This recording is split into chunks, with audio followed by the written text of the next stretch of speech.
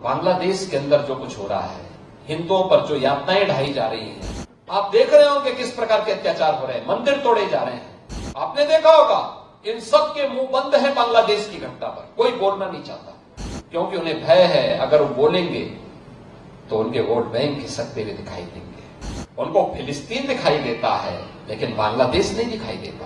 वर्तमान की इन चुनौतियों को समझना पड़ेगा जो हम सबके सामने है, भारत के सामने है, सनातन धर्म के सामने। याद रखना, जो चुनौती सनातन धर्म के सामने है वही भारत की चुनौती है, और जो भारत की चुनौती है वही सनातन धर्म की चुनौती है। दोनों एक दूसरे से अपने आप को अलग नहीं कर सकते, कोई एक दूसरे से अलग नहीं कर सकता। और मैं तो आज पूज्य संतों का आह्वान करूंगा, इस समय है उनको स्वयं आगे आकर के पूरे समाज को एकजुट करने के सावधान के साथ आगे बढ़ना पड़ेगा। याद करिए, अगर हमने तनिक भी भूल की, ये समाज फिर से बटा और जो साजिशें हो रही हैं अगर वे सफल हुई तो बांग्लादेश के अंदर जो कुछ हो रहा है, हिंदुओं पर जो यातनाएं ढाई जा रही हैं, आप देख रहे होंगे किस प्रकार के अत्याचार हो रहे हैं, मंदिर तोड़े जा रहे हैं। हमारा मठ, हमारा मंदिर, हमारी उपासना विधि, हमारा शास्त्र, हमारे दर्शन, हमारी साधना पद्धति तभी संरक्षित हो पाएगी, तभी सुरक्षित हो पाएगी जब ये सनातन धर्म है और ये देश सुरक्षित है और बृहद हिंदू समाज सुरक्षित है। हमें इसके लिए कार्य करना होगा, लगातार कार्य करना होगा, प्रयास करना होगा, एक एक को जोड़ना पड़ेगा, एक एक को अपने साथ जोड़ना पड़ेगा। भेदभाव के लिए कोई जगह नहीं होनी चाहिए। विभाजनकारी उन ताकतों को बेनकाब करना होगा जो केवल अपना उल्लू सीधा करने के लिए समाज को बांटना चाहती है, तमाम वादों के आधार पर बांटना चाहती है। उनके लिए राष्ट्र की कीमत पर राजनीति उनके लिए अभिष्ट हो गई, लेकिन हमारे लिए राष्ट्र सर्वप्रथम है। राष्ट्र की कीमत पर कोई राजनीति नहीं हो सकती। हमें चुनना होगा, पहले राष्ट्र को चुनेंगे, उसके लिए किसी भी प्रकार के बलिदान देने के लिए तैयार होंगे, लेकिन उसकी कीमत पर कोई राजनीति स्वीकार्य नहीं है।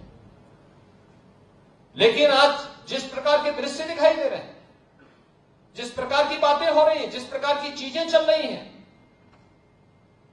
आपने देखा होगा इन सब के मुंह बंद है बांग्लादेश की घटना पर, कोई बोलना नहीं चाहता क्योंकि उन्हें भय है अगर वो बोलेंगे तो उनके वोट बैंक खिसकते हुए दिखाई देंगे। उनके पैरों के नीचे की जमीन जिस पर वे लोग खड़े हैं, वे अंगारे उनको ही जलाते हुए दिखाई दे रहे होंगे और इसलिए वे मौन हैं, बोल नहीं सकते। जो लोग दुनिया के अंदर अन्य मुद्दों पर बोलते हैं, मुखर होकर के बोलते हैं, उनको फिलिस्तीन दिखाई देता है लेकिन बांग्लादेश नहीं दिखाई देता।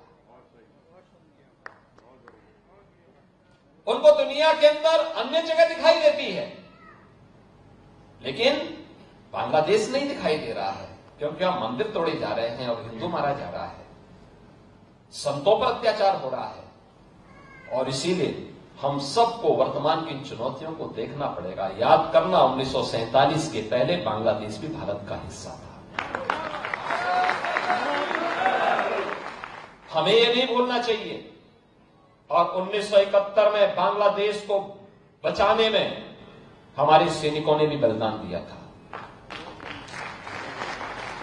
हजारों सैनिकों ने बलिदान दिया था। पाकिस्तान को मुंह की खानी पड़ी थी।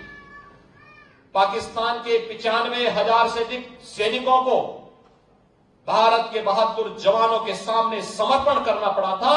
और विश्व के इतिहास में किसी भी सेना की सबसे बड़ी विजय थी जो 1971 में भारत की सेना ने करके दिखाया था।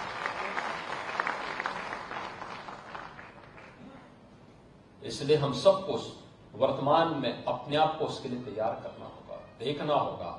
ये देश रहना चाहिए, सनातन धर्म हर हाल में रहना चाहिए, हमारी विरासत का हर हाल में संरक्षण होना चाहिए और उसी विरासत के संरक्षण की दिशा से ये विकास के कार्य उसके साथ जोड़े जा रहे हैं, उसको आगे बढ़ाने का काम हो रहा है।